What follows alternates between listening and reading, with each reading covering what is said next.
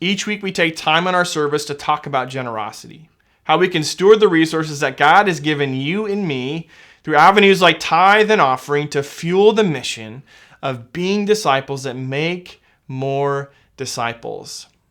And I wanted to share a short proverb from the book of Proverbs that speaks to generosity. Maybe you've heard it before, but this is in Proverbs chapter 11, verses 24 and 25. It says, "Give freely and become more wealthy.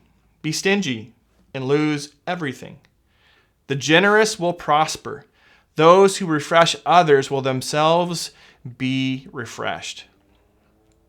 And I want to be careful here because this isn't one of those like name it and claim it types of talks. All right. This passage, it speaks not so much to finances, but to the condition of our hearts, right? The condition of one's heart, the generous heart, the one who views their resources as a blessing from God to be stewarded well, right? Jesus says, well, they will see what they have expanded. Right? Good stewardship leads to growth. That's just true in life. And on the flip side, right, the stingy heart, the one who views their resources as limited, as something to cling to, will only see what they have to lose. Their world will never expand because they don't have eyes to see it. Right? They'll ultimately lose everything because it ends with them. It's never going to move beyond them because their fists are closed or their hands are clenched. And God promises that those with a generous heart will prosper. See, there is refreshment found in stewarding what God has given us.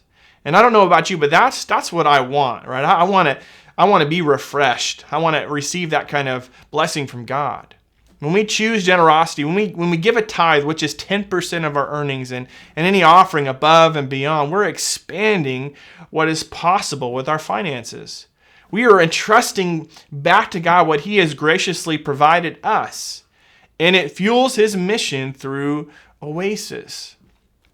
So thank you for your continued generosity, for taking steps of faith in reminding your finances and ultimately reminding your heart, right, that God's in control.